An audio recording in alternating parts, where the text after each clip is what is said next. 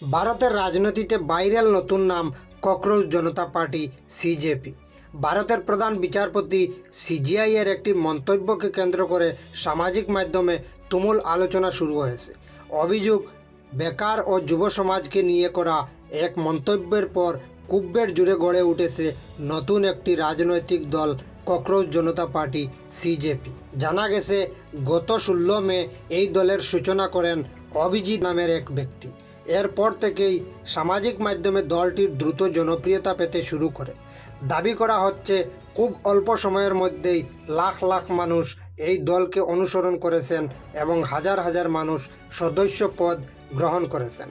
এই দলের স্লোগান অলস ও বেকারদের আওয়াজ ককরোচ জনতা পার্টি সিজেপি।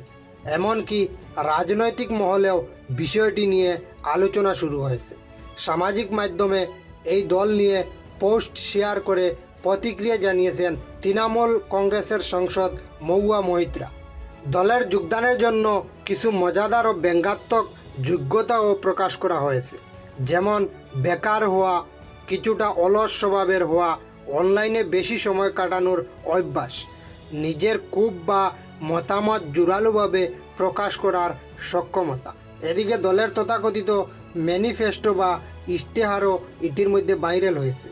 সেখানে বেশ কিছু চমকদার দাবি তুলে ধরা হয়েছে, যেমন অবসরের পর কোনো সিজিআইকে রাজ্যসভায় পাঠানো যাবে না, কারো ভোট মুছে ফেলা হলে কঠোর ব্যবস্থা নেওয়ার কথা বলা হয়েছে, নারীদের জন্য 50% সংরক্ষণ নিশ্চিত করার দাবি জানানো হয়েছে শুধু সংসদ নয়, মন্ত্রিসভাতেও। দল বদল করা বিধায়ক বা সংসদের বিরুদ্ধে কঠোর আইন আনার প্রস্তাব রাখা হয়েছে। বড় কর্পোরেট মিডিয়া ও তাদের কার্যক্রম নিয়েও নজরদারির কথা বলা হয়েছে। সব মিলিয়ে ব্যঙ্গ প্রতিবাদ নাকি সত্যিকারের রাজনৈতিক বার্তা, তা নিয়ে শুরু হয়েছে জোর আলোচনা। তবে একথা নিশ্চিত, ককরোচ জনতা পার্টি এখন সামাজিক মাধ্যমে ব্যাপক ভাইরাল এবং দেশ জুড়ে আলোচনার কেন্দ্র হয়ে উঠেছে। এই মুহূর্তে ককরোচ জনতা পার্টির ইনস্টাগ্রাম অ্যাকাউন্টে 15.1 মিলিয়ন ফলোয়ার।